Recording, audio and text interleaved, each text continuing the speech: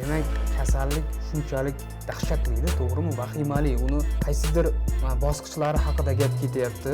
Bizlar borib odamlar uyidan majburiy olib chiqamiz.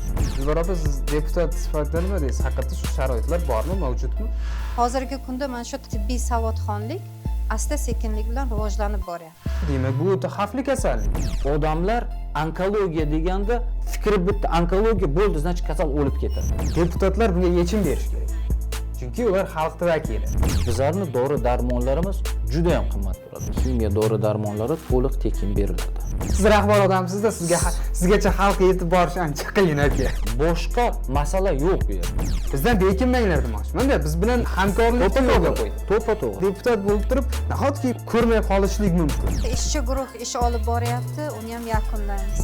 Dilbar opa, siz mana shu qog'ozni ham 5000 so'mga sotib olarmidingiz? Isbotlab bersangiz agar, men sizga ertaga shu odamni ishdan olib tashlaganini buyrug'ini tashlab beraman. Sizni ko'rib ishchi xodimlaringiz o'sha kamchilikni qilmay o'tiradi. Tizimdagi o'sha tibbiy savodxonlikni oshirish imkoniyatiga ega bo'lgan shifokorlar ishlamayaptimi?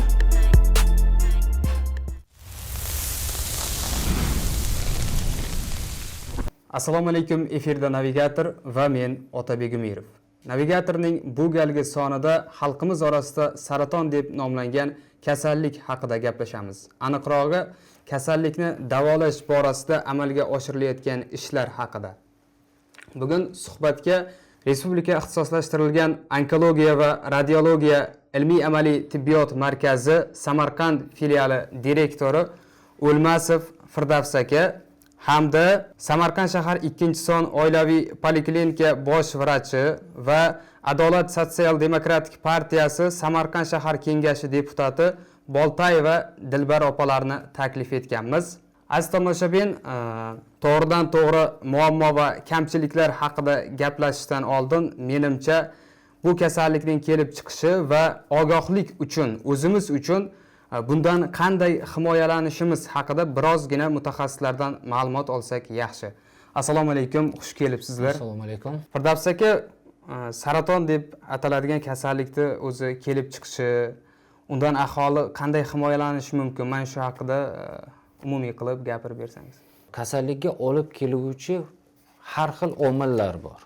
Bu o'zimizni har kunlik hayot kechirishimiz, mana bemor odamlarning o'zini salomatligiga bo'lgan e'tibori, oziq-ovqat, ovqatlanish tartibi, o'zini organizmini sog'lom ushlash. Endi bugungi kunda kitoblarda yozilganki, 80 yoshdan keyingi bemorlarni, odamlarni, sog'lom odamni 90% onkologik kasallik uchrashi mumkin.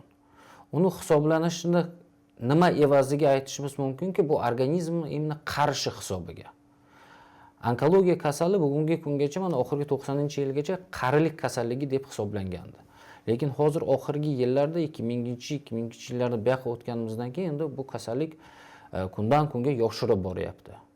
Bu endi kanserogen faktorlar deb belgilab oladigan bo'lsak, bu birinchi o'chirib o'zimiz ovqatimiz, pitaniya. Bu mana fast food yeyishimiz, odamlarning har xil zararli odatlari, bu sigaret chekish, nos chekish, alkogol iste'mol qilish jigar saratoniga ko'p hollarda olib keladi va undan tashqari qizil o'ngach saratoniga olib keladi. Ayollar orasida ko'p uchraydigan sut bezi saratoni, uni mana o'shanga olib keluvchi omillar hisobida oladigan bo'lsak, bugungi kunda ayollarimizni aksariyat qismini aytsak bo'ladi, asosan shahar ayollarini hisobga oladigan bo'lsak, ular tug'ruqdan keyin bolalarini ona suti bilan emizmasligi. Bu ayollar o'zini qandaydir asrayman deydimi yoki o'zini bunday figuram buzilmasin deb aytadigan bo'lsak, u mana shu kasallikka yaqinlashtiradigan omillar bor. Undan tashqari mana endi asosiy kasalliklardan biri oladigan bo'lsak, bu bachadon bo'yni kasalligi. Dilbar opa, sizni bugun suhbatga deputat sifatida, xalq vakili sifatida taklif qilganmiz, lekin bilamiz siz shifokorsiz. Agar sizda ham qo'shimcha fikrlar bo'lsa, o'sha himoya masalasida fikrlaringizni bildirishingiz mumkin. Endi o'zim birlamchi tizimda, ya'ni poliklinikada ishlaganligim sababli mana bu xalq bilan birgamizlarda. Faqat deputatlik sohasida emas, tibbiyot sohasida ham xalq bilan birgamiz. Mana shu xalq o'zini himoya qilish uchun birinchi navbatda xalqda tushuncha agar kasal bo'lsam, qachon kasal bo'lsam shifokorga murojaat qilaman degan tushuncha borda bizning xalqimizda.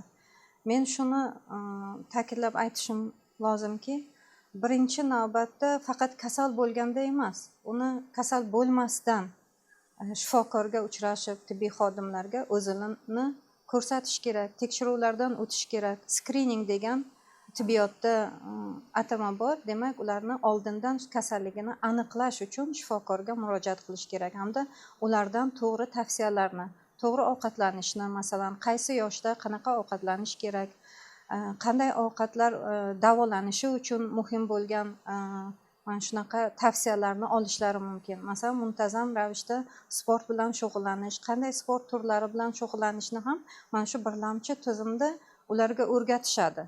Ya'ni sog'lom turmush tarzi haqida har bir fuqaroga, uning oilasiga to'g'ri tushunchalar beradi.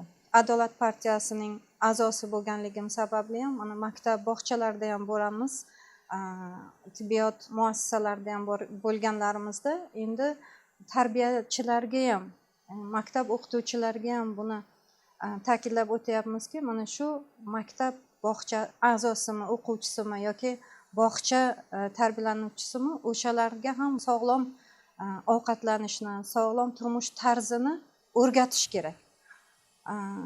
Mana muhtaram prezidentimizni ham ta'kidlagan so'zlarda aytiladiki, bog'cha bolasini tarbiyalasak, butun oilani tarbiyalagan bo'lamiz. Sog'lom ovqatlanishini, sog'lom turmush tarzini, uyqu rejimini, bu hammasi kelib agar rioya qilinmasa kasalliklarga olib keladi. Hamda eng asosiysi o'sha hozirgi kunda har bir oilaga biriktirilgan shifokorlar bor. Masalan, poliklinikalarda har 2000 ta aholiga bitta tibbiy brigada biriktirilgan. Ularning vazifasi faqatgina davolash emas, bu kasalliklarni, ayniqsa mana shu onkologik kasalliklarni profilaktika ishlari bilan shug'ullanish hisoblanadi. Ya'ni shu oilalarga kirib borib, kasalliklarni keltirib chiqaradigan omillarni tushuntiradi. Qisqacha qilib xalq tilida aytganda, sog'lom turmush tarziga rioya qilish, kasallikdan himoyalanish. To'g'rimi? Nafaqat sog'lom turmush tarziga rioya qilish, balki har bir fuqaro hech bo'lmasa yilida bir marta tibbiy ko'rikdan o'tishi kerak. Hech narsa bezovta qilmagan holda ham. Erta aniqlash haqida gap ketdi suhbatning boshida. Erta aniqlash borasida umuman viloyatimiz miqyosida, chekka tumanlarda, qishloqlarda qanday ishlarni amalga oshiryapti xodimlaringiz? Bugungi kunda har bir tumanda 10 ta nazorat xonasi tashkillashtirilgan. 10 ta nazorat xonasini ichida asbob uskunasi tayyor turibdi. Bu bachadon bo'yni saratonini tekshirishlardan o'tkazish va birlamchi sut bezi saratonini tekshirishlardan o'tkazish uchun. Qolgan organlarni tekshirish maqsadida bugungi kunda birlamchi tizimda hamma asbob uskunalar bor. Oshqozon kasalligini ko'rish uchun gastroskop bor. Ichak kasalliklarini ko'rish uchun kolonoskop har bir tumanda bor. Ultrazvuk apparati hamma joyda bor. Rentgen apparati ko'krak qafasini ko'rish uchun hamma joyda bor. Bu birlamchi diagnozni o'rnatish uchun o'sma bormi, yo'qmi degan savolga qisman javob berish uchun juda ham yetarli hisoblanadi. Nima uchun sharoit bunaqa qilib qo'yilgan? Bugungi kunda sut bezi bilan bachadon bo'yni ayollar ichida 1-2 o'rinda joylashgan. Oshqozon kasallik, qizil o'ngach kasallik va prostata kasalliklari erkaklar orasida. Bu jami onkologik kasalliklarni hisoblab oladigan bo'lsak, kamida 50% ni oladi. Endi hozir hamma joyda bor deyapsiz. Hamma joy degani bu o'sha oilaviy poliklinikalar hammasida bor demoqchisiz. Har bir tuman markaziy poliklinikasida asbob uskuna, kabinet, отдельно onko nazorat xonasi bilan, kolposkop bilan hamma asbob uskunasi bilan tayyor qo'yilgan. Shifokori bilan birga, onkolog shifokori bilan birga. Endi hozirgi kunda onkolog hamma tumanlarimizda yo'q. Qo'shrabot, Narpay, Bulung'urda bor, Oqdaryoda bor. Mana shu 2 yo 3 ta tumanlarimizda bugungi kunda onkologiya sohasida magistratura yoki klinik ordinatura tamomlagan doktor yo'q, lekin onkolog shifokor bor. 6 oylik, 9 oylik malaka oshirib, onkolog sifatida faoliyat olib boryapti. Birinchi tekshiruvni o'tkazib, tushunchasi to'liq yetadi. Dilbar opa, siz deputat sifatida nima deysiz? Haqiqatda shu sharoitlar bormi, mavjudmi? Masalan, o'zimizning 2-poliklinika misolida aytadigan bo'lsam, ayollarda ko'krak bezi saratoni erta bosqichlarda aniqlash uchun mammograf apparati o'rnatilgan. masalan shu yil davomida agar aniqlangan 1 yilda 2024-yil hisobida 12 mingdan ziyod aholi ayollarimiz 45-65 yoshdagi ayollarimiz shu mammograf apparatidan o'tkazildi. Bu yana bir yaxshi tomoni borki, apparatga tushgan o'sha foto snimak birdan Respublika rentgenologiya markaziga bog'langan. Ular ham eng yaxshi mutaxassislar bu apparatda ko'rishadi, o'sha rasmni ko'rishadi va ular ham xulosasini berishadi. Mana shu yil davomida masalan 12 mingdan ziyod ayollarimiz ko'rilgan bo'lsa, O'tgan yil hisobiga. o'tgan yil hisobida 454 tasida gumon qilinib, bizning poliklinika mutaxassisimiz gumon qilinib, mana onkologiya, Respublika onkologiya markazining Samarqand filialiga yo'llanma asosida yuborildi. Shulardan 250-300 ga yaqin ayollarimizda mana shu erta bosqichlarda onkologik kasallik, ko'krak bezi saratonining 1-2 bosqichida kasallik aniqlandi. Bu degani mana shu 300 ga yaqin ayolimiz og'ir asoratlardan, nogironlikdan qayd maromida davom ettirilishiga sababchi bo'ldikda bitta o'sha apparatdan. Bu ayollar hech qanday shikoyat bilan kelgani yo'q. Ana shu O'zbekiston Respublikasi Sog'liqni saqlash vazirligining 97-buyrug'i asosida 45-65 yoshdagi ayollarni skriningdan o'tkazish uchun shu buyruq asosida ishlanganimiz, o'sha patronaj hamshiralarimiz, oilaviy shifokorlarimiz, patronaj doyalarimiz chaqirishi asosida bu tekshiruvlardan o'tdi va mana shu 300 ga yaqin ayolimiz 1 yil ichida demak nogironlikdan, og'ir asoratlardan, hattoki o'limdan saqlanib qoldi. Agar bu o'zi bilmaydi bu kasallik borligini, agar u 3-4 bosqichlarga o'tganda edi, uni bitta shu boshlangan davrda qilingan mana shu onkologik muolajalar asosida qilinadigan ishlar 3-4 bosqichida imkoniyati bo'lmas edi. Bu oddiy skrining emas. Bugungi o'tkazayotgan, mana O'zbekistonda o'tkazayotgan skrining dasturi bu xalqaro skrining dasturiga kiradi.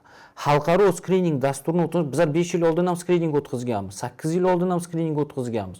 O'sha vaqt onkologlar bekor o'tirganmiz, lekin u skrining bugungi skriningdan juda ham har xil. Bu skrining to'liq elektron uskunalar farq qilganmi? Birinchi ochrat asbob uskuna farqiga, ikkinchi ochrat minimallashtirilgan. Xato qilish. Nima uchun? Chunki birinchi snimik qilganda, birinchi snimik poliklinika mutaxassisi tomonidan ko'riladi. Samarqand filialida bizlarning tashkilotda reading center tashkil qilingan. 1 sutka ichida bizlarniki javob berish kerak, bizlarning mutaxassis. Va keyingi 3 sutka davomida respublika javob berish kerak. Bitta fuqaroni mammografik snimikasini 3 ta mutaxassis ko'radi. Unda xato qilish ehtimoli juda ham past. Va bizlarni bugungi o'tkazayotgan skrining dasturimiz bo'yicha Yevropada mana Fransiyaliklar hozir bizlar shu materialni yig'yapmiz, birga ilmiy ishday qilinyapti u. Chunki u xalqaro standartlarga mos keladigan skrining. U oddiy uni o'tkazish juda oson emas. Mana hozir ikkita poliklinikadan tashqari mobilniy mammograf bor. Mobil mammografni davlat rahbarimiz 2022-yilda har bir viloyatga bitta-bittadan olib berdi. 4,5 milliard so'm har biri turadi. Bu katta gruzavoy mashin ichida mobilniy mammograf turibdi. O'sha mammograf chekka hududlarga boradi. Mana bugungi kunda Narpay tumanida ishlayapti mammograf. O'sha yerga boradi, kunida har kuni 60 ta 45-65 yoshga kirgan sog'lom aholi ichida tibbiy ko'rik o'tkaziladi. Endi u sog'lom aholini tibbiy ko'rikka olib kelish masalasi u boshqa masala. Bu targ'ibot bilan bog'liq. Tushunyapsizmi? U boshqa masala. Apparat turibdi. Hamma narsasi ulangan, mutaxassislar ichida turibdi. Lekin bizlar borib odamlarni uyidan majburiy olib chiqamiz. Opajon, iltimos keling, o'zlari uchun. Sababi nima shunga? Yiliga bir marta mammografiyaga tushgan ayol kishi o'zini 70% sut bezi saratonidan ogohlantirgan bo'ladi. O'zi bosqichi nechta va qaysi bosqichidan keyin xavflilik darajasi oshib ketadi? Kasallikni o'zi bosqichga bo'ladigan bo'lsa, endi tibbiyotda, onkologiyada 4 ta bosqichdan iborat bo'ladi, lekin uni lokalizatsiyasiga qarab, joylashgan joyiga qarab, uni xavflilik darajasi belgilanib olishi mumkin. Bir xil kasalliklar bor, birlamchi o'sma birinchi darajada bo'lishi mumkin, lekin o'sma tarqalish belgilari tarqalib ketgan bo'lishi mumkin. Uni asosiy endi bugun standart qilib olinganlar bu birinchi, ikkinchi bosqich. Birinchi, ikkinchi bosqichdagi kasallar 100% davolanish imkoniyatiga ega. 100% davolanish deganda birinchi, ikkinchi bosqichda murojaat qilgan yoki aniqlangan bemor keyinchalik uzoq yil yana yashab ketishi mumkin. Lekin agar 3-4 bilib qolsa va murojaat qiladigan bo'lsa, demak undan keyin uni davolanishida ham farqi bor-da. Birinchi, ikkinchi bosqich bemorlarni davolash endi tibbiyot tili bilan aytganda, men o'zim tilim bizlarga osonroq, bemorga ham osonroq. 3-4 bosqichda bemorlarni davolash, bemor bizlarni o'sha kurs lecheniyalarimizni o'tkazishi og'irroq. Mana shuncha erta aniqlashga harakat bo'lgandan keyin, demak bu o'ta xavfli kasallik. 3-4ni bugungi kunda dunyoni qayeriga olib bormasalar ham uni qanaqadir regress holatga o'tkazib bo'ladi. Qanaqadir periodga bemorning hayotini cho'zish va bemorning hayot sifatini yaxshilash maqsadida qilinadigan davolash protseduralaridan iborat bo'ladi. Bugungi kunda bemorlarni o'zi murojaat qiladigan bo'lsa, odatda kasallikni nechinchi bosqichida murojaat qiladi? 3-4 bosqichda murojaat qiladi. Mana shu tizimga, saraton kasalligini davolaydigan tizimga nechta bemor 2 oy davomida o'zi murojaat qilib kelgan? Endi 2 oyda danisini men sizga ayta olmayman. Men sizga 2024-yilnikini ayta olaman. Hisobotimiz chunki qo'limizda tayyor. Mana 2024-yilni hisobga oladigan bo'lsak, agar ambulator qabul, o'sha onkologiya filialini ambulator qabuli 89 mingdan ortiq bemor. O'zlari murojaat qilib kelgan bo'lardi? Yo'q, ular hammasi bizlarga yo'llanma asosida murojaat qiladi. Bu birlamchi tizimda ko'rilgan bemorlar birlamchi tizim tomonidan onkologiyaga yo'llanma yozib beriladi va ular yo'llanma asosida bizlarga murojaat qiladi. Yo'llanmasiz o'z yo'li bilan kelgan kasal bizlarning tashkilotda pullik davolanadi yoki pullik tekshirishlardan o'tadi. Mana shu 89 mingdan agar 10% o'z anosi bilan kelgan bo'lsa, katta gap. 10% ga ham yetmaydi. Onkologiyaga hech kim o'zi murojaat qilib kelmaydi. Endi bugungi kunda bizlarning aholimiz ichida shunaqa fikr borki, onkologiyadan hamma qo'rqadi. Onkologiya tashkilotidan hamma qochishga harakat qiladi. Sabab nima shunga? Mana shu odamlarning xalqning ichiga shunaqa fikr kelganki, u yomon больница. U yomon больница emas. Unda davolanayotgan bemorlar katta natija bilan chiqib ketyapti. Agar bizlarning больницаga kelib, bizlar ularga aytsaki, mana sizda mana shunaqa podozrение onkologiya kasalligiga ehtimol bor, tekshirishimiz kerak deymiz-ku, u chiqib ketadi. U chiqib ketgandan keyin boshqa bir doktor ko'rsagar, yo'q, senda onkologiya yo'q deb, uni gapiga ishonadi. Tushunamsiz?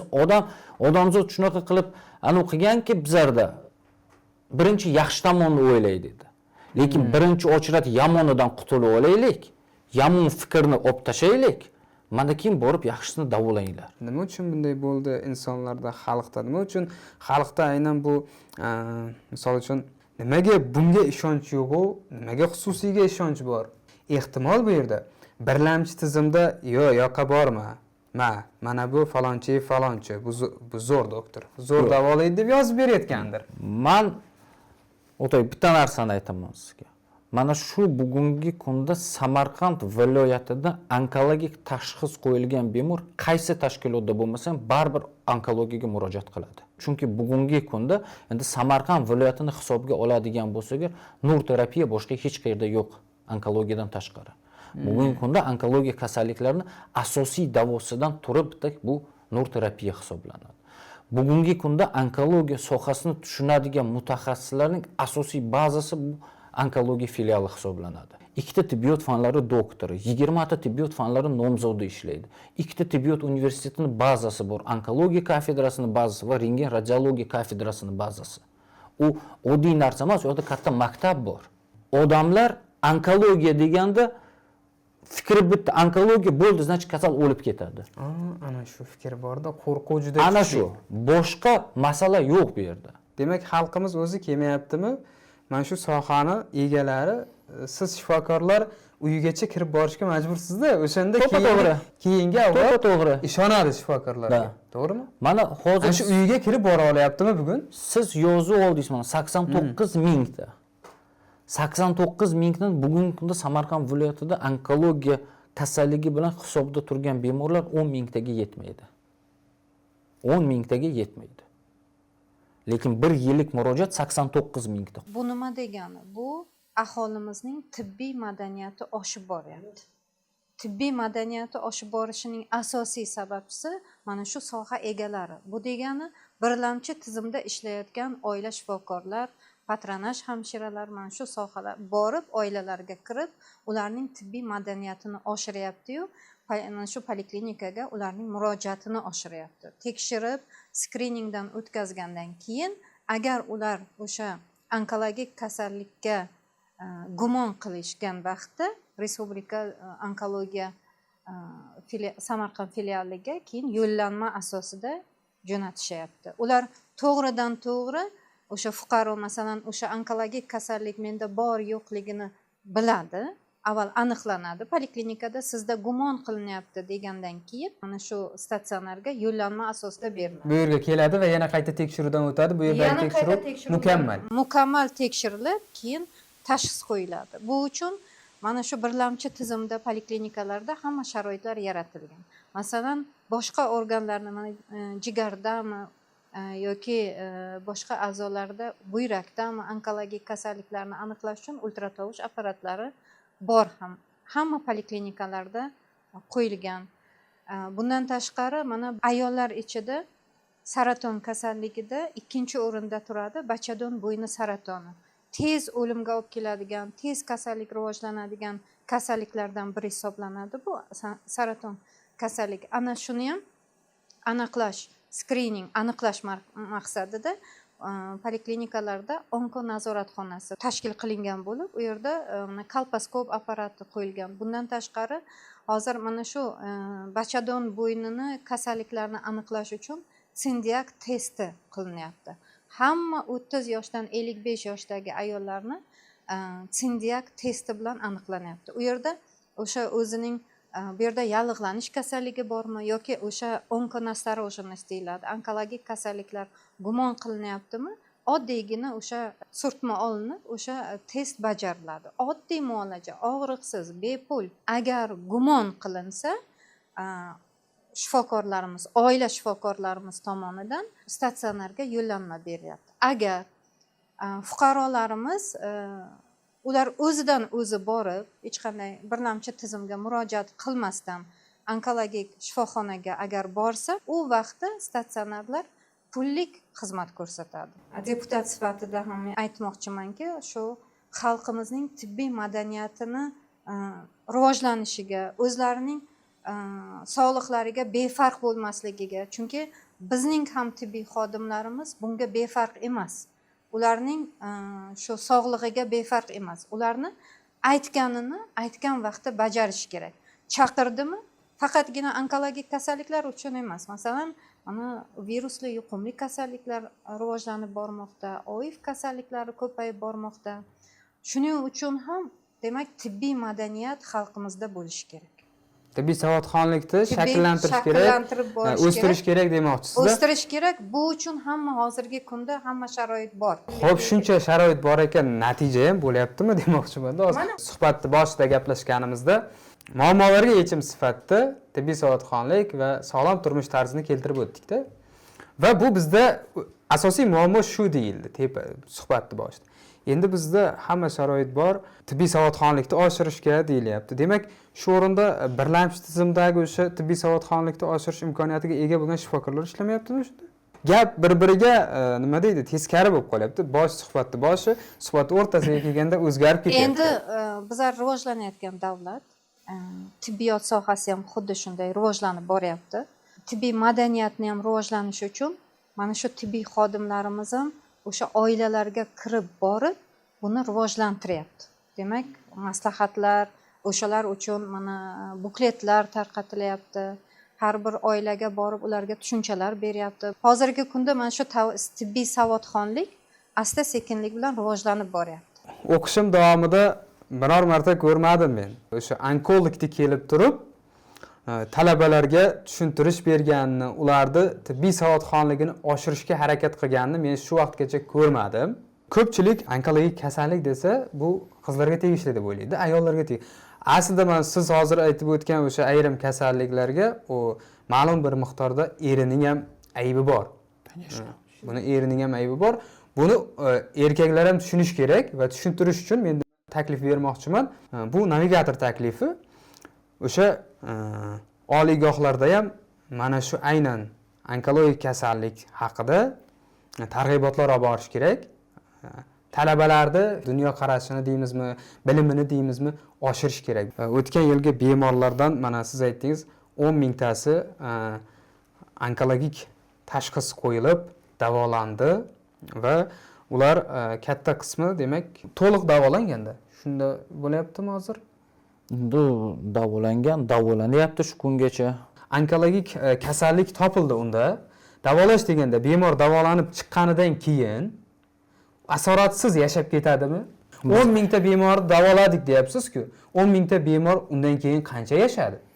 Onkologiya kasalini davolashning o'ziga yarasha xususiyati bor-da.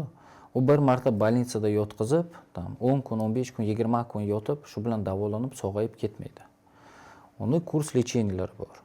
Bizlarning kasalxonaga yotgan bemor kamida 6-8 oy davomida shu больницада davolanadi. Bir kurs lecheniyasini oladi, 21 kun dam oladi, keyin yana kelib 3 kunga yotadi. Keyin yana 21 kun dam oladi, yana 3 kun kelib yotadi. Nur terapiya olish vaqti kelganda 15 kun nur terapiyasini oladi, bir hafta dam oladi, keyin ichki nur terapiyasi bor, yana bir haftaga kelib yotib davolanadi.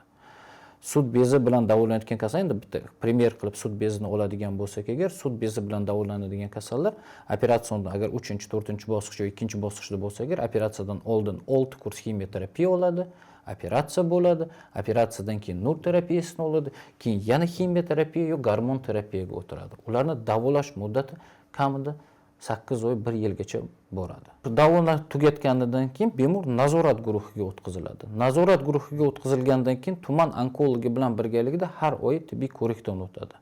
Va onkologiya muassasasiga 3 oyda bir marta kelib chuqurlashtirilgan tibbiy ko'rikdan o'tadi. Agar bemorda o'smani qaytalanish belgilari yoki umumiy ahvoliga ta'sir qiladigan belgilari bo'lsa, o'sha vaqt bemor statsionarga yotqiziladi.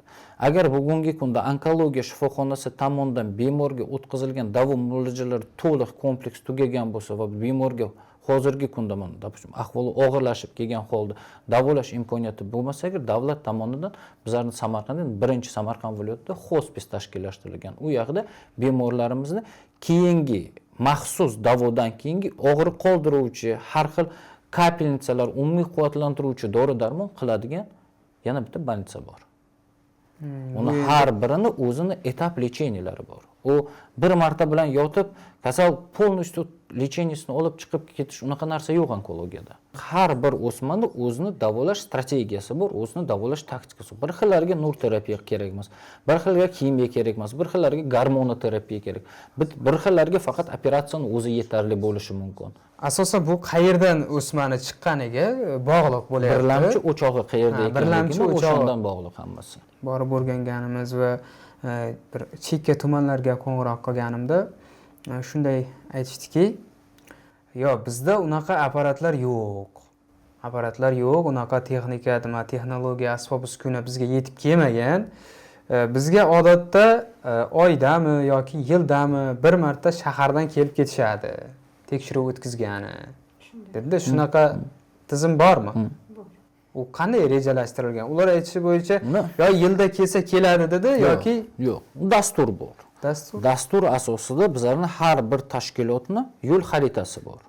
Yo'l xarita yilni boshidan tasdiqlab beriladi.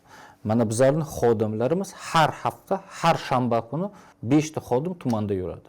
Har hafta mendan boshlab. U yerda onkolog mutaxassis bizlar faqat o'sha rayon markaziy больницасida o'zimizni kasallarimizni, o'zimizga tegishli bo'lgan o'sha uchotga olgan kasallarimizni birinchi очередь ko'rib chiqamiz va chekka hududlarda immuniy onkologik kasalliklarning oldini olish va nima qilish kerakligi haqida targ'ibot ishlarini olib boramiz. Bugungi kunda onkologiyada 97 ta shifokor ishlaydi. Kafedra bilan birga. Agar kafedraning 13 ta odamini olib tashlasak, 84 ta odam ishlaydi. 84 ta odam Filial bugungi kunda 225 o'rindan 10 ta bo'limdan tashkil topgan. Va o'sha 10 ta bo'limni xohlagan kuningiz borib ko'rsangiz, bitta ikkita joy bo'sh bo'lmasa agar, tak bo'sh joylari yo'q. U bemorlarga ham qarash kerak. Ularga o'sha tashxis qo'yilgan.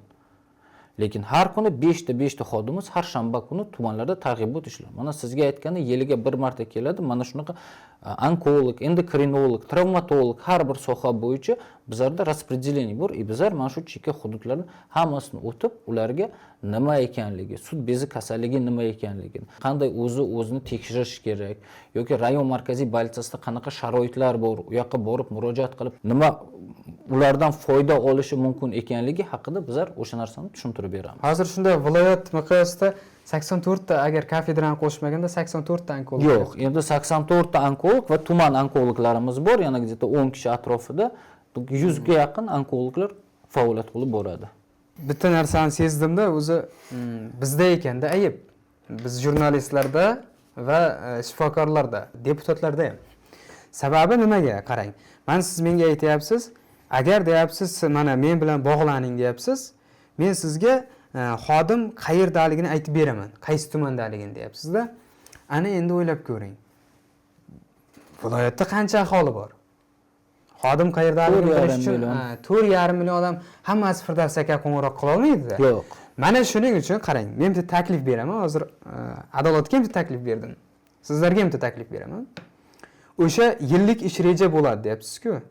O'sha rejani sizlar bizga bo'lishinglar, ommaviy axborot vositalariga. Biz uni aytaylik. Mana shu hafta shanba kuni o'sha siz aytgan onkolog dedingiz, endokrinolog, mana shular boradi, mana shu joyga. Boringlar, tekshiringlar, tekshiruv mutlaqo tekin, mana shunday. Batafsil ma'lumoti bilan biz bir hafta agar o'zimizni kanallarimizda, sahifalarimizda aylantiradigan bo'lsak, ijtimoiy tarmoqda juda katta natijaga erishamiz. Bizdan bekinmanglar demoqchiman-da, biz bilan yo'q, hamkorlikni yo'lga qo'ying. To'g'ri. Mana hozir mobil mamograf hozir Tayloq tumanida edi, Narpay tumaniga ko'chirdik. Mana Narpay tumanida 1 oy davomida turadi. 1 oy davomida bizlarni har kuni tekshiradi. Odamlarni uyidan iltimos qilib chiqaramiz. Meni hech narsa bezovta qilmayapti-ku, men nima qilaman borib deydi. Opajon, bezovta qilishi kerak emas, bezovta qilganda kech bo'ladi. Hozir borib mana 5 minut shunday bitta pasportingiz kerak, sizni registratsiya qiladi, и все, boshqa hech narsa kerak emas. Firdavs aka, mana shu o'rinda mana sizga ham qiziqda, nima uchun biz odamlar uyidan olib chiqishimiz kerak degan narsa sizga ham bir savol, bir qiziq savol. Menga ham qiziq. Deputatlar bunga yechim berish kerak. Chunki ular xalqning vakili. Nima uchun odamlar shunday qiladi? Yana keldingmi deydi. Bilasiz? Shunda mana shunga sabab nima? Shu bir qiziqib ko'rmaganmi deputatlar? Bizning xalqimizning o'z sog'lig'iga nisbatan loqaydligi bu. Eng birinchi sabab mana shu. O'zining sog'lig'ini oldindan himoya qilishni bilmaydi, asrashni bilmaydi. Bizning vazifamiz mana shularni ularga yetkazish. Agar mana onkologik kasalliklarni birinchi, ikkinchi bosqichida aniqlasa, birinchi, ikkinchi bosqichida faqat tibbiyot xodimlari tibbiy apparaturalar yordamida, tibbiy xodim ko'zi pishgan bilimli xodimlar tomonidan bu narsa aniqlanadi. Birinchi, ikkinchi bosqichda. Fuqaroni o'zi aniqla olmaydi, chunki uni hech nima bezovta qilmaydi. Agar u o'sha tibbiy xodimga, birlamchi tizimga yoki onkologga borib murojaat qilganda buni aniqlaydi. Sug'urta tizimiga o'tyapmiz. Sog'liqni saqlash vazirligining 311-buyrug'i chiqdi. Mana shu buyruq asosida 311-buyruq asosida har bir fuqaro bilan shartnoma tuziladi, dogovor tuziladi. Shartnomada yoziladi. Siz masalan o'sha tibbiy xodim chaqirgan vaqtda yoki o'sha belgilangan vaqtda reja asosida tekshirishga borishingiz kerakmi? O'sha vaqtda borishlari kerak. Agar bu faqatgina fuqaro bilan fuqaroning o'zining majburiyatlari bor, hamda o'sha tibbiy xodimning ham o'zining majburiyatlari bo'ladi. Tibbiy xodim majburiyatlarini buzsa ham, bu fuqaro buzsa ham javobgarlik mavjud. Fuqaro buzsa ham yoki tibbiy xodim bo'lsa ham o'zining javobgarligi u keyinchalik ma'lum bo'ladi bu narsalar. Bo'lishi kerak. Bu zo'r g'oya bo'libdi, menga yoqdi. Bu qachon yakunlanadi? tibbiy sug'urta? Tibbiy sug'urta boshlanadi. Masalan, viloyat bo'yicha hozir ham barcha statsionar tibbiy sug'urtaga o'tdi. Birlamchi tizim esa iyul oylaridan tibbiy sug'urtaga to'liq o'tamiz. Samarqand viloyati bosqichma-bosqich viloyatlar o'tib boriladi. Mana Toshkent viloyati, Sirdaryo viloyati o'tilgan. Lekin mana shu bu yerda shartnoma tuziladi. Ichidagi bu ishlab chiqarilyapti bu loyiha. Har bitta odamni nima xonadoniga borib turib Xonadoniga borib shartnoma tuziladi. To'g'rimi? shartnoma tuziladi. Bu davlat tibbiy sug'urta. Bu shaxsiy tibbiy sug'urta emas, buni davlat kafolatlayapti. Davlat to'lab beryapti. Borib tekshirishlardan o't deyapti. Faqat mana pulini davlat to'laydi, faqat sen o'sha yerga bor. Eshitganimiz insonlardan shunday gap borki, hatto uyingga kelgan o'sha oilaviy shifokorga ham bir 30-20 ming bermasang Bu noto'g'ri. bo'lmaydi. Yo'q, bu noto'g'ri fikr. Lekin odamlarda shunaqa fikr ham bor demoqchiman-da. Shu fikrni ham yo'qotish kerak-da. U bo'lishi mumkin, men yana bir marta aytaman. Lekin har biri uchun o'zini normativni bor-da. Normativni aktni qilib qo'yganda hech kim aytmaydiki, agar 20 ming bermasang, agar seni oldinga bormaydi, ko'rmaydi deb. Qonunda belgilab qo'yilgan. Birlamchi tizim shifokori baribir kirib o'sha bemorni ko'rishga majbur.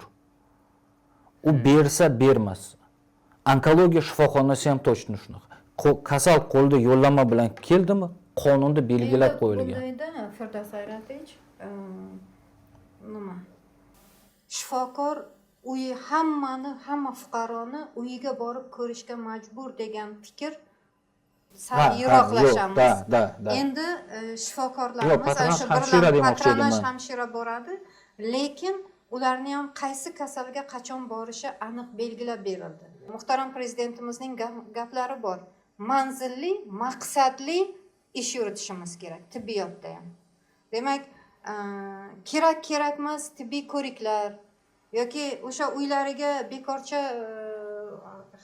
nimaga mening uyimga bu shifokor kelmaydi degan fikrlardan yiroq bo'lishimiz kerak. Har bir fuqaro. Mamlakat rahbarini eslab o'tdingiz, men ham esimga bir tashabbusi tushib qoldi, mana shu soha bo'yicha. U kishi Qashqadaryoda tajriba o'tkazgandi. Shu tajriba haqida eshitgan bo'lsangiz kerak sizlar. Qanaqa? Kasallikni erta aniqlash borasida. Men gazeta o'zidan o'qigandim-da. Qashqadaryoda deyilyapti. Kasallikni erta aniqlash bo'yicha oilaviy shifokorlarga agar bitta kasalni erta aniqlasa 2 million so'm mukofot puli belgilanibdi va natija qanday bo'lgan? Natija qarangki, o'sha belgilangan vaqtda 52 ta bemor aniqlangan onada va bolalarda onkologik kasallik aniqlangan va 102 million so'm bo'ladi. 102 million so'm sarflanyapti-da, 8 milliard so'm deyapti. Ekonom bo'lgan. Ekonom bo'lgan deyilyapti. To'g'ri. Ana endi 8 milliard so'mni biz nimalarga sarflashimiz mumkin? Targ'ibot ishiga, xalqni tibbiy ko'rikdan o'tkazishga. Ha, ana tibbiy savodxonligini oshirishga, huquqiy savodxonligini oshirishga, ta'lim sifatini oshirishga, davlat tomonidan yaratilayotgan ijtimoiy xizmatlarning sifatini yanada oshirishga sarflashimiz mumkin. Ana endi 52 ta bemordan 8 milliard yutyapmiz-da biz. Bu davlat budjeti. Davlat budjeti, men har doim aytaman, bu xalqning puli. Istangda bo'lmasa ham seni o'sha yoqda puling bor deyman-da. Biz xalqqa tushuntiraylikki, seni puling ko'p bo'lishi uchun, davlat puli ko'p bo'lishi uchun sen ertaroq tekshirtirib turishing kerak deyishimiz kerak. Va endi shu o'rinda shifokorlar ham, ayniqsa deputatlar bu narsaga kuchli e'tibor qaratish kerak. Mana prezident tashabbusi bilan Qashqadaryo bir chekka hududda o'tkazilibdi. Natija yuqori. Demak, buni boshqa hududlarda tezlashtirib joriy qilish kerak. Biz har mana 89 mingta odam deyapsiz, to'g'rimi? 89 mingta odamni ichida deylik 9 mingtasi aniqlandi dedingiz. O'shandan 4,5 mingtasi kechki bosqichda murojaat qilgandir. 3-4 ta murojaat qilgandir. Agar biz o'shalarni ham erta bosqichda aniqlaganimizda qancha 8 milliardni tejagan bo'lardik? Qachon deputatlar mana shu tashabbusni ilgari surib chiqadi? Deputat bo'lib turib, nahotki bunday yutuqni ko'rmay qolishlik mumkin. Adolatli bo'lardi agar shuni ertagayoq biz shuni joriy qilaylik chekka hududlarga. Men ana shu onkologik kasalliklarni onkologik kasalliklarni erta bosqichlarda aniqlashni o'zimning dasturimga ham kiritganman-da. Ana shu masalan 8 ta mahallada saylangan bo'lsam, Samarqand shahrida har bir mahallaga kirib borganimda mana shu o'zimning dasturimni aytganman. Men mana shuni boshqa deputatlarga ham taklif qilaman. Demak, onkologik kasalliklarni mana bolalar deb aytdingiz, masalan 3-18 yoshdagi bolalarning onkogematologik kasalliklarga ham skriningi bor davlat dasturida.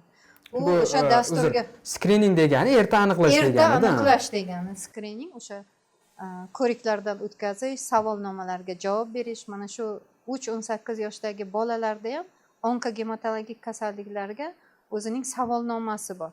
12 ta savol bo'lsa, o'shaning hattoki bittasida ham ha deb javob bersa, o'sha shifokorlarda qo'rquv bir nima bo'ladi-yu, o'shani onkolog mutaxassisga yuboriladi yo'llanma asosida. Buni men hamma tumanlarga, viloyatga ham taklif qilaman. Bu ish olib borilyapti, hamma birlamchi tizimda o'sha 7 xil skrining asosida dastur ishlab chiqarilgan 210-buyruq asosida. Bu hamma patronajlarning qo'lida bu narsa reja qilib olingan. Reja asosida o'sha tibbiy brigadalar men faqatgina o'zimizning poliklinika emas, o'ta mana shu shahar miqyosida aytishim mumkinki, barcha 15 ta poliklinikalarda mana shu skrining ishlari olib borilyapti. Buni men masalan sizning tumaningizgacha yetib bormagan bo'lsa, buni yetib borishini taklif qilaman. Lekin shaharda bu ishlar olib borilyapti. Agar mana shu yana boshqa hududlarda ham joriy qilinadigan bo'lsa, mana shu tajriba, endi bu tajriba sinovdan o'tdi-da bu. Bu to'laqonli jarayon endi. Buni bemalol tatbiq etish mumkin. To'g'rimi? O'zi o'zbek xalqida bir gap bor-ku, xarajatsiz harakat nolga teng degan. Qarang, xarajatli harakat bo'ldi, natija zo'r bo'ldi. Agar shuni sizlar ham tashabbus ko'rsatib, shuni joriy qilaylik deb ilgari suradigan bo'lsangiz, menimcha sizlarni ish jarayonlaringizga ham ancha buni katta yordam tegsa kerak. Bu yordam emas, bu biz uchun asosiy ko'rsatkich. Birinchi, ikkinchi bosqich biz uchun asosiy ko'rsatkich. Mana bugungi kunda endi butun respublikani aytish mumkin. Endi men shaxsan Samarqand viloyati uchun javobgar bo'lganim uchun bizlarni tekshirishga, tashxis qo'yishga asbob uskunamiz tayyor. 24-yilda davlat dasturi bilan Osiyo taraqqiyot bankining kreditlariga Samarqand onkologiyasi 6,5 million dollarga asbob uskuna oldi. Bugungi kunda moddiy texnik baza почти 95% ga yangilandi. Xalq ham bilish kerak-da sizlarda shu borligini. Vaholanki xalqqa bildiradigan insonlar biz, jurnalistlar. Bu bizning burchimiz va vazifamiz. Agar nimadir bo'lsa-yu, biz yetkazib o'shani reklama qilib bera olmayotgan bo'lsak, bu bizni va o'sha tizimdagilarning aybi deb bilaman-da men. Xalqning aybi emas. Nimaga bizni va o'sha tizimdagilarning aybi? Biz boramiz-ku, biz tashrif misol uchun borib shu qani ko'raylik, o'rganaylik deb borgan paytimizda tizim butun boshdan shunday turadi. Yo'q deydi. Kema deydi-da. Tushunasizmi? Bundan keyin xalq bilmaydi. Shuning uchun siz rahbar bo'lganingiz uchun sizga to'g'ridan-to'g'ri aytmoqchiman. Shu tizimni shu tarafini ham bir o'rganib chiqing. Agar misol uchun tanqid qilish uchun borgan odam ham siz aytayotgan sharoitni ko'rsa va u yerda shu darajada tushunish deydi, bo'yin egishni boshlanishi deydi-da. To'g'ri aytasiz. Shu masalada ozgina bir ishlar olib borishingiz kerak menimcha. Tekshiruv agar yo'llanma bilan keladigan bo'lsa, bepul. Da. Birinchi boshlang'ich tizimda ham bepulmi? Boshlang'ich tizimda ham bepul, to'g'rimi? Bu yerga kelganda agar yo'llanma bilan keladigan bo'lsa, bu yer ham bepul. Yo'llanmasiz keladigan bo'lsa, pullik. Da, men sizga tushuntirib beraman. Yo'llanma bilan kelsa, onkologik kasal bilan no-onkologik kasalning oldida farq bor. Bemorlarda elementarni qilib aytadigan bo'lsak, bachadon bo'yni eroziyasi tashxisi qo'yilgan. U onkologik kasal emas. U yo'llanma bilan kelgan maqsadi bizlarda yo'llanmasi registratsiya qilinadi, u rak oldi kasalligi. U uchun davolanganda agar dori-darmon, расходный materiali bo'lsa, agar bemor o'zi xarajat qiladi. Bizlar tashkilot bu onkologiya. Bizlar faqat onkologiya diagnozi qo'yilgan kasalliklarga dori-darmon bilan ta'minlashga imkoniyatimiz bor. Chunki bizlarning dori darmonlarimiz juda ham qimmat turadi. Mana o'tgan yilni hisobga oladigan bo'lsak, o'tgan yil bitta kimyo preparati uchun davlat shu Samarqand onkologiyasiga 28 milliard pul sarflagan. Hozir sizga bitta video qo'yib beraman agar bu o'sha nimada bo'lgan. Men o'zimni poliklinikam to'g'risida aytmoqchiman. Bizda onkolog yo'q. Onkolog yozuvsiz bu yerga направление bermaydi. Uning uchun biz sentralniy poliklinikaga borib, onkologni очередida turib, ikkita yo'l yozib berish uchun, ruxsat o'sha yerga yo'llanma berilsin deyish uchun biz sentralniy poliklinikaga boramiz. Shaharning boshqa poliklinikasida. Agar fikr desangiz, hamma poliklinikalarga bittadan onkologiya ko'rigini qo'ysin. Hatto bitta kabinet bo'lsinki, bu yerga направление berish uchun. Mana o'zing kasalsan, borasan, obedgacha очередь olib, ular ko'rmaydi. Просто onkologiya, mammologiya bo'limiga ruxsat berilsin, yo'llanma berilsin degan narsa uchun 2 soat turamiz. O'sha narsa meni fikrim. Poliklinikalarga, shahar poliklinikalarga onkologiya kabineti qo'yilsin. Mana ko'rdingiz. Yo'q. Siz aytayotgan tizimda hozir hammasi bor edi. 5-poliklinikada mana shu muammo bor. Bu siz shaharda, mana Otabek, siz shaharga yuring, men sizga ko'rsatib beraman dedingiz. Mana men sizga ko'rsatib berdim. Shaharda. Shaharda mana endi onkologlar har bir poliklinikada bu yo'q, haqiqatan. Shaharda 15 ta poliklinika bo'lsa, onkolog bitta ko'p tarmoqli markaziy poliklinikada mutaxassis o'tiradi. Tartibi fuqaro oilaviy poliklinikaga oilaviy shifokorga murojaat qiladi. Oilaviy shifokor yoki uni chaqiradi, o'sha patronaj hamshiralari chaqiradi. Uni o'sha yuqorida aytganday tekshiruvlardan o'tkazadi, skriningdan o'tkazadi. Agar onkologik kasallik aniqlansa, u onkologga borish kerak. Bir kunda onkologik kasallik umuman aniqlanmasligi mumkin. Bitta poliklinika Murojaat bo'lmasligi mumkin. Murojaat ham bo'lmasligi mumkin. Murojaatlarga nisbatan shtat ajratiladi-da. Masalan, u agar aniqlansa, bir kun o'sha onkolog poliklinikada befoyda o'tiradi. Bugungi kunda oilaviy poliklinikada onkolog shtati bo'lishi kerak emas. Oilaviy shifokorning yo'llanmasi bilan to'g'ridan to'g'ri onkologiyaga yo'llanma beryapmiz. Onkologiyadagi onkologlar o'sha ambulatoriyasida qabul qilyapti. Bu kishi ehtimol sizni saylovchingiz bo'lishi mumkin. Misol uchun Shunday, men saylovchimga ham aytaman. Men sizni tushunayotgandirman. Lekin bularga ham shu narsani tushuntirish kerakdir. Muammo o'sha joydadir, to'g'rimi? Bu kishi bekordan bekor kuyib pishib bu yerga kelgani yo'q. Agar siz aytayotgan o'sha oilaviy shifoxonani vrachi yozib bergan qog'oz bilan bemalol kelib ko'rinishga Elektron imkoniyati bo'lsa, yo'llanma beryapmiz hozir. Hattoki o'sha qog'ozni ham olmayapti. nimaga bular xalq bilmaydi bu narsani? Elektron tizimga o'tganmiz. Demet tizimi yo'lga qo'yilgan. Elektron navbat asosida har bir fuqaro shu shifoxonaga elektron yo'llanma beriladi. Elektron yo'llanmani bular qabul qiladi. Bu yangi jarayon boshlangan. Bu boshlangan. Sug'urtaga o'tganimizdan beri yanvar oyidan, endi bizlar yanvar oyidan bular ancha oldin o'tgandilar bu tizimga. Bizlar endi o'sha tizimga kirib boryapmiz. Endi iyun oyigacha butun viloyat o'sha elektron tizimda o'tiradi. Deputat sifatida nima deb o'ylaysiz? Nimaga shu paytgacha shu muammolar bartaraf etilmagan yoki bu Bartaraf etilyapti, chunki hamma joyda viloyat bo'yicha bu sistema endi qo'yilyapti. Shuning uchun sekinlik bilan bartaraf Bu muammoga qadamma-qadam kelish kerak-da. Dilbar opa, siz mana shu qog'ozni ham 5000 so'mga sotib olarmidingiz? Yo'q. Yo'q, to'g'rimi? Sog'lom odam, sog'lom aqliga ega odam buni 5000 so'mdan sotib olmaydi agar majbur qilinmasa-da. Elektron tizimga nima uchun o'tilish kerak deyilyapti? Mana shuni ham 5000 so'mdan pullashyapti-da. Yo'q, elektron tizimga o'tishimizdan bitta sabab shudir. Firdavs aka, bu siz tizimingizda bo'lyapti. Ishonmayman men. Aka, siz ishonasizmi, yo'qmi? Men o'sha joyga borgan insonman. Agar bu odam hozir mana shunaqa navbat xona raqami uchun har bir fuqarodan 5000 oladigan bo'lsa, agar men sizga ertaga shu odamni ishdan olib tashlaganimni buyrug'ini tashlab beraman.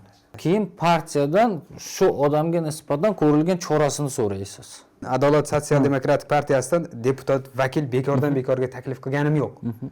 Buni asosiy sababi bular borib o'sha joyda o'rganyapti. Agar bu odam 5000 so'mdan sotib olmaydi agar majbur qilinmasa-da, 5000 so'mdan pullashyapti. 5000 so'mdan Men adolat bilan o'sha jarayon tugagandan keyin aynan mana shu yerda suhbat qilmoqchiman. Qani ular shuncha kishi bo'lib o'rganib nima topishdi? Bu to'g'ri. Agar mana shu narsa bo'ladigan bo'lsa, agar shu bugungi qilgan ishimiz, agar shu narsa shu больницада bor bo'ladigan bo'lsa, mana shu kun bizlar agar shundan qutulsak juda ham zo'r bo'ladi. Dilbar opa, sizni bu yerga taklif deputat sifatida taklif qildik. Lekin siz hozir Firdavs akaga faqat hamkasb nimasida gapirgandek bo'lib qolyapti-da. Aytadigan gapim hamkasbda emas. Sizni saylovchilaringiz ko'radi buni opa. Endi shunday. Baho beradi. Shunday. Shuning uchun mana shunaqa hozir aytgan gapim, yuqorida aytgan gapimni mana shunday qog'ozchalar, bitta fuqaro buni uchun o'tiribdi, buni yozib beradi, bunga gaplashadi. Shularni oldini olish uchun tibbiyotda mana shu talon sistemasini, elektron yo'llanma, elektron navbatni tezroq yo'lga qo'yish kerak. Men bu kishiga ham taklifim. Mana hozir bizlarning poliklinikaga bu talon sistemasi yo'lga qo'yilgan, kelgandan fuqaro qaysi xonaga, kimga, soat nechiga, qachon kirishligi o'sha termoprinter orqali o'sha qog'ozcha chiqarilib qo'liga beriladi. Mana shu tizimni shu onkologiyaga ham joriy qilish kerak. U korrupsiyani birdaniga tagidan olib tashlaydi. Meni ichkariga qo'yishmadi-da, ochig'i. Poliklinika bo'limi bor-ku, qabulxona. O'sha kishi shunaqa qarshilik ko'rsatdilar menga, kamera bilan kirishimga. Va buni o'zi ham misol uchun ongli ravishda yondashadigan bir mantiqan o'ylab qaraydigan odam uchun mana shu gaplar rostligini isbotlab qo'yadigandek holat bo'lib qoladi-da. Yo'q. Bizlar ochiqlik tarafdorimiz. Muammo boshqa narsada. Muammo bu ijtimoiy kasallik ekanligiga. Bu kasallik haqida ko'p bemorlar, ko'p qarindoshlari omma bilan yoki o'zining yaqin qarindoshlari bilan bo'lishish fikrida emas. Bu menga rahbarda, bu naborot menga yaxshi, menga yordam bu narsa. Albatta. Tushunyapsizmi? Bu men o'zimni kamchiliklarimni ko'raman unda. Men o'zimni kamchiliklarimni hal qilish yo'lini ko'raman. U katta tashkilot. 573 ta xodim ishlaydi. Uni har birini o'ziga qarab, o'zini joyiga qo'yish qiyin. Sizlardan ham endi baribir bitta ko'z bilan ko'rganda, ikkita, uchta ko'z bilan ko'rgan yaxshiroq. Sifat o'zgaradi. Ish tartibi o'zgaradi. Odamlarning muomalasi o'zgaradi. Siz qabulxonangizga kirgandan bularni mana shuni kamera bilan kelganda sen kirmaysan degan taqiqni qo'yishing mumkin emas deb ularga tushuntirishingiz kerak ishxonangizda. Bo'ldi, tushunmovchilik shu yerda bo'lyapti. Shu yerda bo'lyapti. Haqiqatda mana dori-darmon masalasida ozgina gaplashaylik. Qaysi dorilar qanday tekin, o'sha davolanish jarayoni shu haqida. Poliklinikani misolda aytadigan bo'lsam, 51-24 qaror asosida 120 xildagi turdagi dori-darmonlar o'sha bepul davlat tomonidan berilgan. Bu o'sha kasalligiga qarab har bir o'sha dispanser nazoratida turgan bemorlarga bepul beriladi. Onkologiyada-chi bu yerda yotib davolanadiganlar bor-ku. Statsionarda yotib davolanadigan bemorlarga ximioterapiya tomonidan ximiya dori-darmonlari to'liq tekin beriladi. Bu 36 turdagi bugungi kunda ximiya dori-darmonlarimiz bor ro'yxatda. Uni bizlar o'zimiz sotib olmaymiz. U markazlashgan holda keladi, butun respublikaga markazlashgan holda tender asosida zakup bo'linadi. Yilni boshida, yilni o'rtasida o'zining har bir periodi bor. O'sha periodlarda bizlarga tarqatiladi kasallar ko'yichni fonddan kelib chiqqan holda. Va o'sha dorilar hammasi bemorlarga tarqatiladi. Любой bemor bo'limga kirganda bo'limning ustida shu bugungi chislo bilan bugungi kunda больницада bor dori-darmonlarning ro'yxati hammasi osilib qo'ygan, kolичествоsi bilan yozilgan. Necha flakon, necha dona borligi ham ichida yozilib qo'yilgan. Nur terapiya onkologik kasalliklar bo'lsa, endi bizlarda noonkologiy kasalliklar ham bor. Nur oladiganlar bu shporalar, hatto kojniy defektlarga nur beradiganlarimiz, boshqa bizning statsionar nurimiz nur terapiya bemorlar uchun to'liq tekin. Undan muammo yo'q. Endi undan muammo bor. Muammo nimada bo'lishi mumkin? Kasallar soni o'zining ko'pligidan bu apparatimizni spособности o'zini pasligini kuniga 90 ta kasal qabul qilish imkoniyati bor. Bizlar 3 smenada ishlaymiz. 15 soat davomida har bir apparat faoliyatiga boradi. Bu 30 ta statsionarda yotgan bemorlar va 60 ta ambulator qabul qiladigan bemorlar. Endi nur terapiya u protsedurasi hozirgi kunda kelib zamonlashib ketganini inobatga olib, avvallari nur terapiya har bir bemor nur qabul qilishga 20-25 ming nurni tagida yotgan bo'lsa-ki, hozir bu 7-8 kun. Chunki apparatlar hammasi juda ham zamonaviy. Bizlarga katta ob'yomdagi bemorlarni o'tkazishga yordam beradi. Xalqimiz orasida man kasallik uchramasin, bu saraton bo'ladimi yoki oddiy gripp bo'ladimi, buni farqi yo'q. Hamma sog'lom bo'lsin. Suhbatga yo'q demasdan rozilik berib, Dilbar opa, Firdavs aka tashrif buyurganlaringiz uchun kattakon rahmat. O'ylaymanki, suhbatimiz shu xalqimizga manfaat yetkazadi. Qolaversa, mana shu tizimda ko'rilgan muammolar ham yechimini tezda topadi. Navigatorni bu galgi soni ham shuning bilan o'z yakuniga yetdi. Like bosish va obuna bo'lishni unutmang. Keyingi sonlarda ko'rishguncha xayr, sog' va salomat bo'ling.